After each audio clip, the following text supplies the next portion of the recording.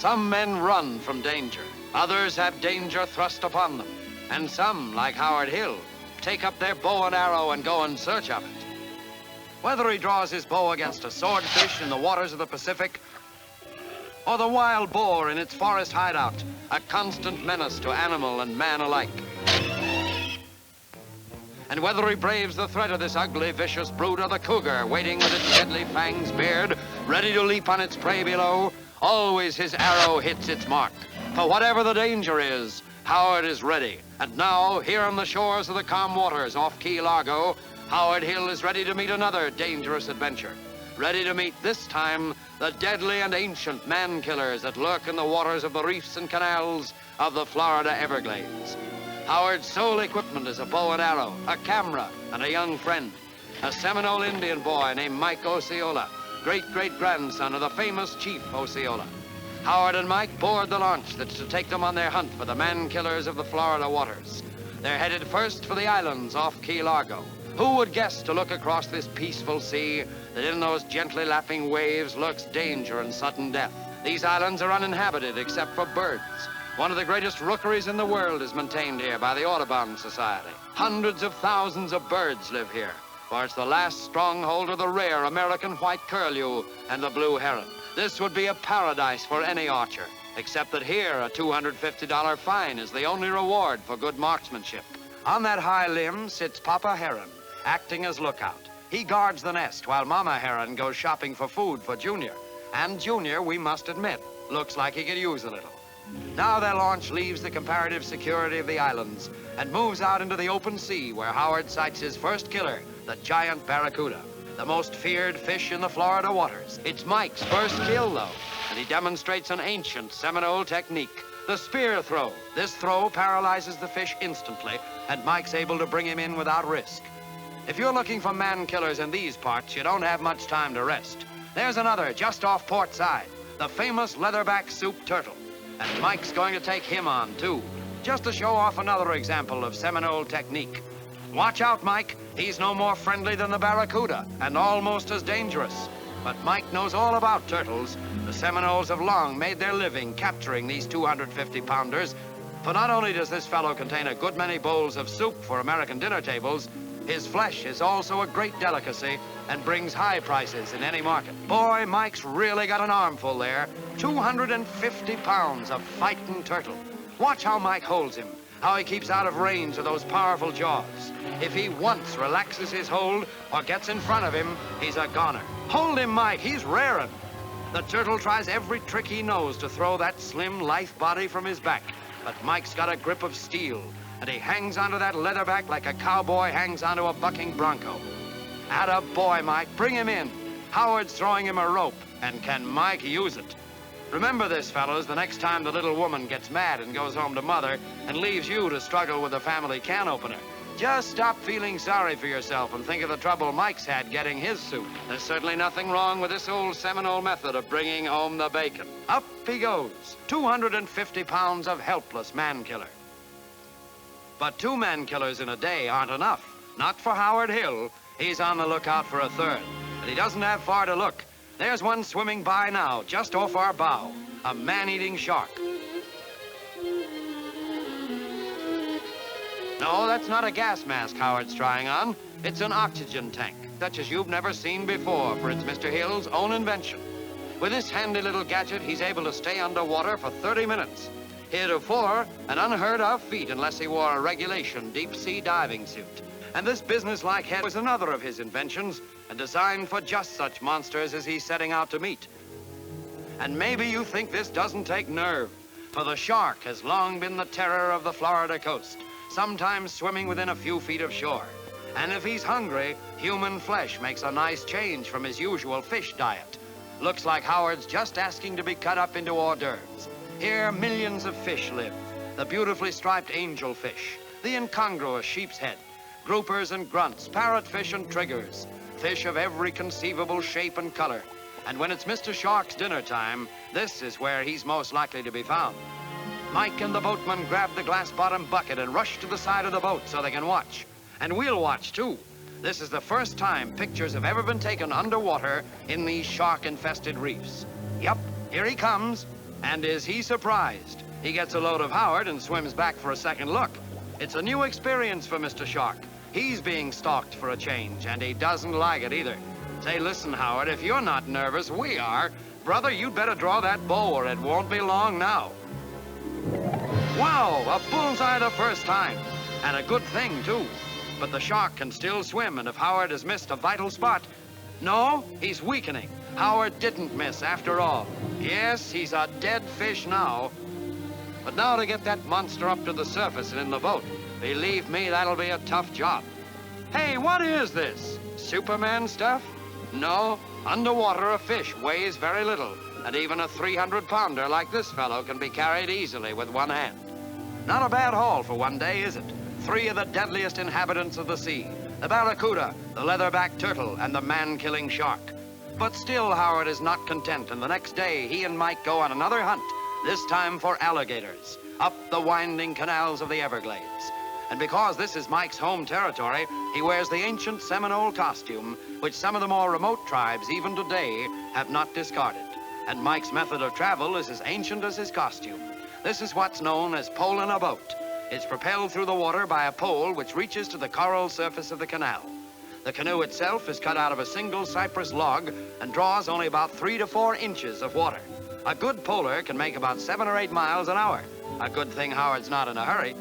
Upstream a few miles, Howard and Mike try their skill on the tiny, darting, incredibly swift garfish.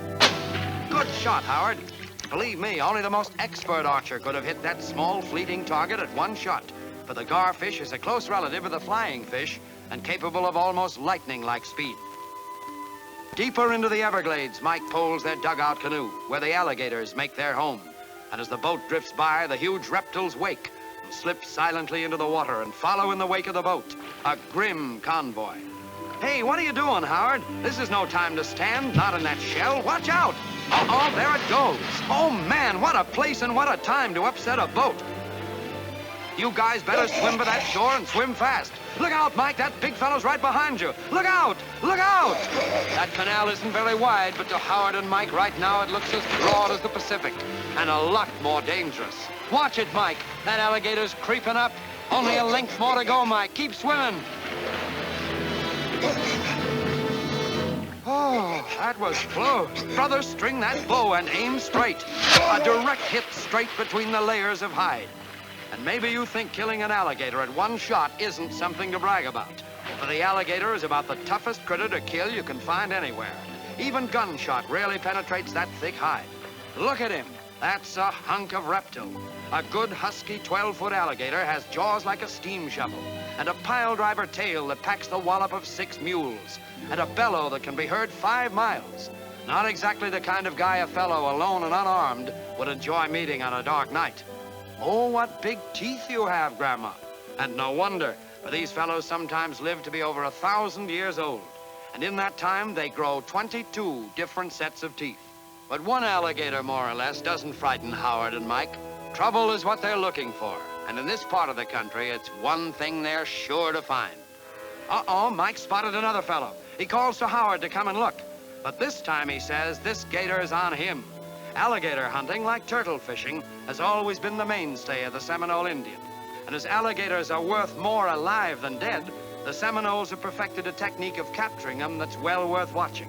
And here's the gator. He's got plenty to say on the subject. Mike, you'd better think twice before you tackle that one.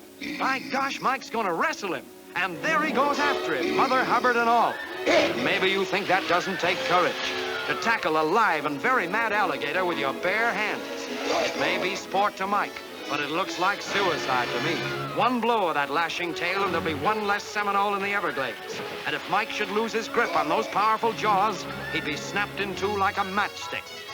Boy, that alligator dives like a submarine. Hold on to him, Mike. Hold on to him. Now he's got Mike underwater. Don't let go now, Mike. If you lose this bout, there'll be no return match.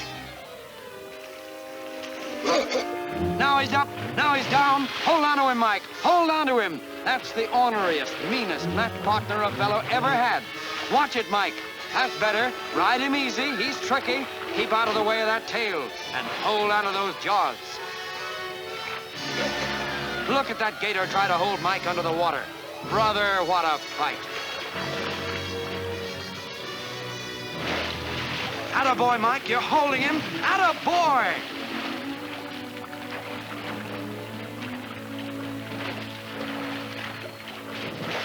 Let's have a look at this in slow motion.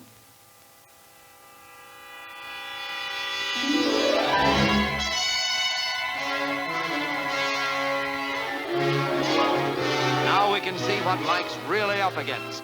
That gator knows it's life or death for him, and believe me, he's not giving up without a struggle. But then Mike isn't either. It takes incredible agility for Mike to stay out of the way of that lashing tail and to keep hold of the monster's jaws. Watch the way Mike breathes when he comes up for air. In those few seconds, he has to draw in enough of that precious ozone to last him underwater because the gator always tries to keep his assailant submerged. He can handle him better down under. That breathing stunt is quite a trick. An alligator's expansion muscles are very weak, but once his mouth is open, he can close it like a steel trap on whatever's within snapping distance. And right now, it's Mike. Watch how Mike evades that lashing tail. Brother, that's wrestling. 300 pounds of gator is a real opponent for anybody. And for a boy Mike's size, it's dynamite. Give him a hand, Howard. Attaboy, Mike, you've whipped him. 300 pounds of gator. Yes, sir, that old scissors grip does it every time. Help him up on land, Howard. That nightgown isn't any help when a fellow's got a live gator to hang on to. And there he is, boys. The winner, Mike Osceola. It's a very subdued gator Mike's handling now. You certainly did all right when you picked Mike for this trip, Howard. He's a pretty handy kid to have around. Anybody that can wrestle a turtle and an alligator deserves a place in any hunting expedition. Hey, what's this? What gives here? A lesson in hypnosis? By gosh, that's what it is. Look at him, the terror of the Everglades, sleeping like a baby.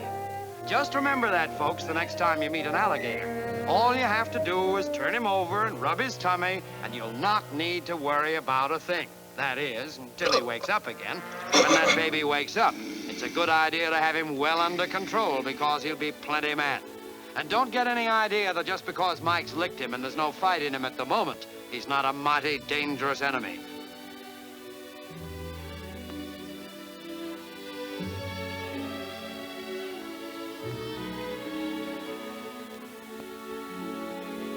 Look at those huge jaws. They've been known to bite a 2x4 in half.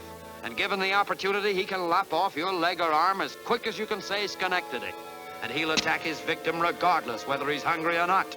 He'll turn back to see if you're good eating, only as an afterthought. Howard's going to tie him up, and not a bad idea either, for that way they can carry him. And this fellow's worth money. That is, if Mike and Howard can get him to market.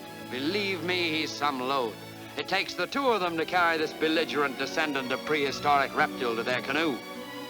And so Howard and Mike, their dugout piled with alligator, start back home, out of the teeming, poisonous jungle that is the Everglades. For one day, they've turned back time and hunted as men hunted in the earliest dawn of human history.